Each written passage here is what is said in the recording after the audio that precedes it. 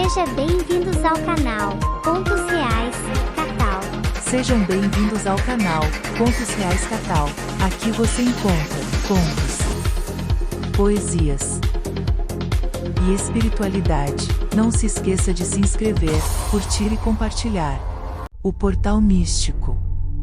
Meu nome é Caterine, sou uma mestra da Ordem Secreta dos Bruxos Maçons. A sede da Ordem fica no interior de uma misteriosa e oculta floresta sombria. Muitos falavam de rumores de que, a uns 10 quilômetros da sede da Ordem, no interior da floresta, havia um misterioso templo abandonado. Depois de algumas investigações, colhi o máximo de informações que pude sobre o tal templo. Pois, eu pretendia fazer uma incursão para achar o misterioso templo. Com o coração batendo forte em meu peito, adentrei a floresta sombria, em busca do misterioso templo abandonado. A vegetação densa, e a escuridão que tomava conta do ambiente, fazia-me sentir uma energia diferente. Era como se a floresta fosse um ser vivo, pulsando com uma força mágica. Conforme eu avançava, as árvores pareciam ganhar vida, sussurrando segredos antigos, e me guiando em direção ao templo. Foi então que comecei a ouvir um som distante, como se alguém estivesse tocando um instrumento antigo. Segui o som, até chegar a uma clareira, numa longa caminhada, onde estava o misterioso templo. Era uma construção antiga, feita de pedras, e com uma aura mágica, que emanava de cada parede. A música vinha de dentro do templo, como um chamado para os iniciados. Caminhei em direção à entrada, mas fui interrompida por um guardião, que protegia o templo. Ele me olhou com olhos profundos, e disse: somente aqueles que possuem a sabedoria e a humildade para receber a verdadeira magia, podem entrar aqui. Na verdade, o guardião queria a senha de mestre da Ordem Secreta dos Bruxos Maçons. Percebi que precisaria provar meu valor para entrar no templo. Fiz uma reverência ao guardião e comecei a recitar as palavras sagradas que aprendi na Ordem Secreta dos Bruxos Maçons, que somente eram dadas aos mestres. Com cada palavra que saiu da minha boca, a energia ao redor de mim começou a mudar, a floresta se iluminou, e o guardião permitiu a minha entrada. Adentrei o templo, logo me achei num ambiente mágico, com incenso e ervas mágicas. Havia tochas acesas, livros antigos, e pergaminhos sagrados, por toda parte. No centro do templo, havia um altar com uma figura mística, que irradiava uma energia poderosa. Pus-me em meditação, sentindo a energia mística que circulava pelo templo, enquanto ouvia a música antiga que ecoava em cada canto. Foi então que entendi que aquele templo abandonado era um lugar sagrado, que guardava segredos antigos, e a sabedoria, que apenas os iniciados podiam compreender. O templo tinha 4 planos. No primeiro plano, logo na entrada, havia 2 colunas, onde encontrei o guardião. A coluna da esquerda era de prata, encimada por um diadema da lua em suas 3 fases. A coluna da direita era de ouro, e no seu topo havia um sol radiante. Passei entre as colunas, e seguimos em frente, onde existia uma escada em caracol, que dava acesso aos pavimentos superiores. No segundo plano, no seu centro, havia um ser alado entre 2 colunas. A coluna da direita era de bronze, e no seu topo havia a imagem de Mercúrio. A coluna esquerda era de cobre, iluminada pela estrela flamejante, exposta ao seu topo. Subimos ao terceiro plano. Lá também existiam 2 colunas, a da esquerda era de ferro, e aos pés havia um anjo, segurando uma espada na mão direita.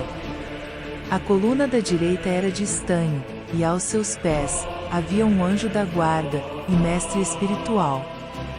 Entre as colunas havia um ser de 2 cabeças, segurando na sua mão direita 3 setas, e na mão esquerda, segurava a flor de lis. Por último, subi até o quarto plano. Lá, tomado por uma força estranha, e alheio à minha vontade, fiquei por um instante com o olhar fixo num misterioso delta dourado, que flutuava à altura da minha cabeça. O delta brilhava diante de mim, dentro do qual, eu vi um olho de cores fosforescentes. Dele saiam 14 raios luminosos.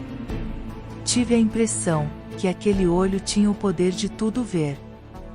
Naquele último plano, também havia um velho bruxo branco, discursando para 7 seres de luz dourada. Percebi que, em volta da sua cabeça, voavam anjos azulados, que pareciam abelhas.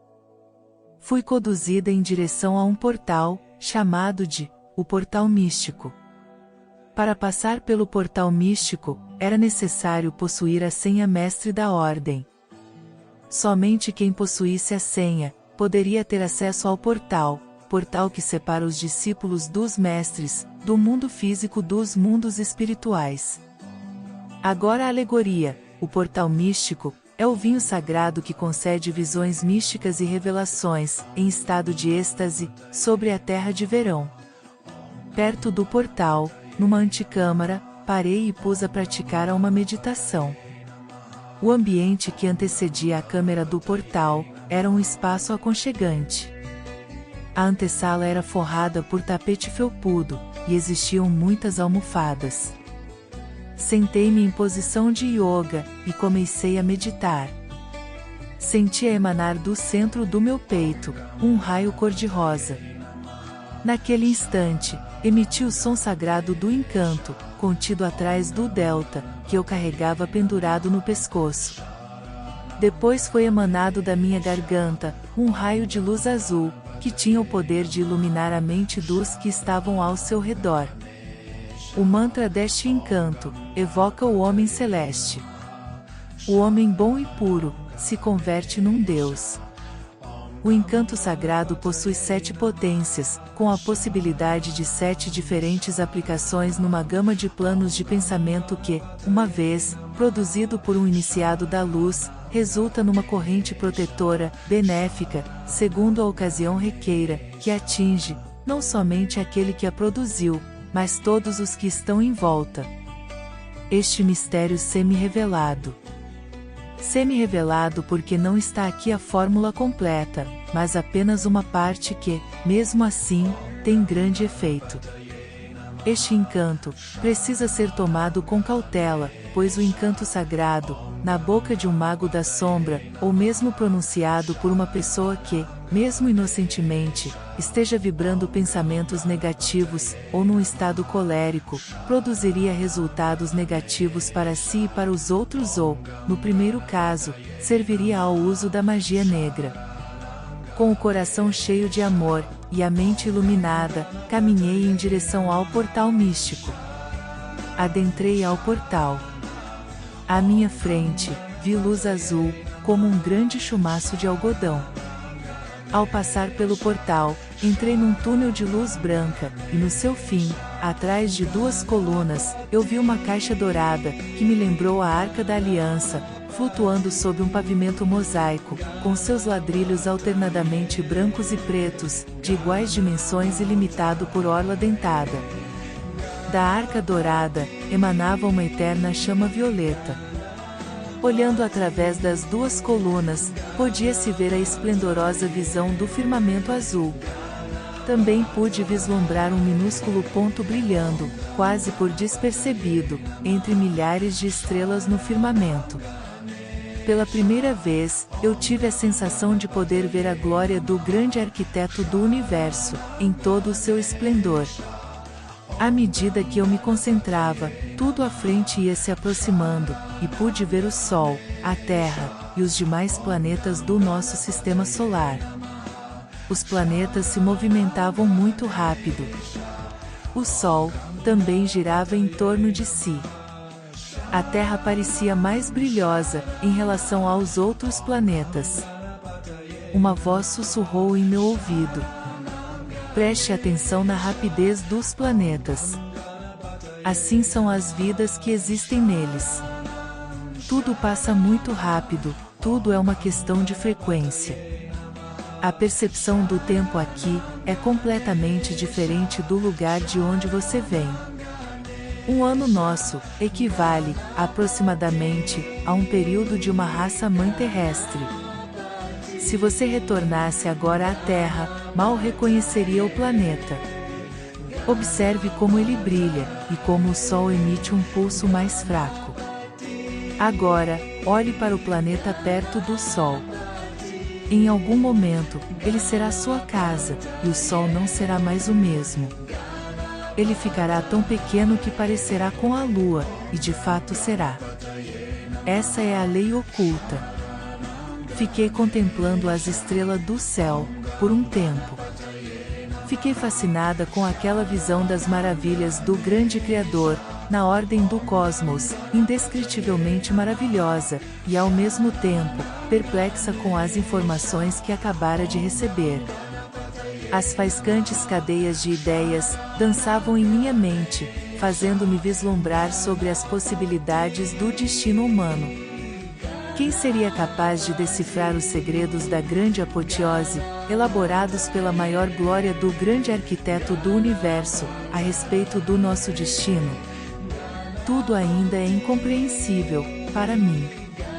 O que é a vida humana, e suas inúmeras dificuldades de entender seu próprio destino, senão o de ter, por fim, na ordem da divina sabedoria, a de fazer parte das páginas do grande livro eterno? E o grande arquiteto do universo, o que será? O que eu posso dizer, limitada como sou, é que o grande Criador está em tudo, mas nada é Ele. Ele está presente, tanto numa supernova, assim como num minúsculo verme, porém, nenhum nem outro Ele é. Mas uma coisa é certa, Ele é o Deus de todos os deuses, é a santa magia, que cria e gera tudo que nos guia, é o minúsculo lume no infinito universo, e a supernova que nos aquece. Falar do grande Criador parece fácil, pois Ele é vida que nos impulsiona para os encantos das poesias, e das coisas belas, que nos afagam e aquecem nosso coração, é mãe do amor, e da luz que nos protege. Já, falar sobre a morte, que também faz parte da vida, não é tão fácil assim, pois ela nos remete à realidade do nosso fim. Graças ao fantástico potencial mental que o homem possui, ele, por muitas vezes, atrai para si situações negativas acerca do seu futuro. São os paradigmas construídos por ideias altamente carregadas de energia psíquicas, sob as quais o espírito fica subordinado por algum tempo, depois da morte física. Os pensamentos que foram adotados durante a vida física, a respeito do futuro, pós-morte, irão determinar a nossa evolução espiritual, isto é, os pensamentos negativos formam uma força psíquica que dá origem a uma determinada realidade, que o espírito tende a adotá-la, por algum tempo, como verdade após a segunda morte. Somente depois de uma penosa elaboração desses conteúdos mentais, o espírito ganha força suficiente para uma retomada de consciência, e prosseguir na sua evolução. A única verdade que conhecemos é a que vamos morrer. O que existe depois da morte é uma eterna polêmica. A verdade é que a morte faz parte do nascer, e o nascer faz parte da morte. A morte é um portal para um nível superior da evolução espiritual. O espírito vai viver aquilo que é cultivado durante a vida. Por exemplo, se uma pessoa não acredita que exista mais nada depois da morte, o seu processo evolutivo espiritual é atrasado porque ele criou na sua mente a possibilidade da existência de um sono inconsciente, como se fosse real, depois da morte física. Embora a lei da evolução espiritual tratar-se de uma lei imutável, imposta pelo princípio criador, existe a realidade espiritual que, independe da crença da pessoa, esta realidade pode ser distorcida, no sentido que ela acredita neste sono inconsciente. De certa forma, é verdade que ele não irá deixar de evoluir, irá sim, mas será num padrão progressivo mais lento. Esta evolução seria diferente daqueles que tiveram uma crença aproximada da realidade espiritual, e portanto, construíram padrões de pensamentos mais compatíveis a respeito do mundo espiritual, e que colaboram, sobretudo, com o processo evolutivo, que continua sem interferência numa velocidade normal. Tudo depende do que construirmos como padrão de pensamento, a respeito dessas coisas. Os padrões de pensamentos, cultivados durante toda a vida, continuam no mundo espiritual, no nível do plano mental, após a passagem, até que sejam transmutados em padrões mais elevados. Durante esse processo, passa-se por uma espécie de noite negra.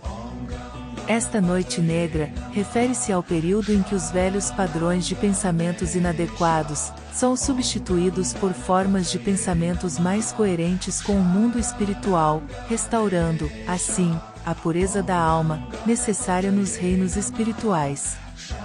Ajudado pela benévola influência dos espíritos mais evoluídos, o espírito que passou pelo processo reencarnatório, o homem morre para renascer no mundo das causas para cumprir o seu destino, passa então a adquirir consciência mística, onde os padrões de pensamentos inadequados do dia a dia da vida terrena, são transmutados pela beleza da consciência cósmica, elevando-se a um nível de compreensão mais elevado. Com a transmutação dos padrões de pensamentos inferiores, o espírito alcança os níveis mais elevados de consciência a cada fase evolutiva, através do processo de reencarnação.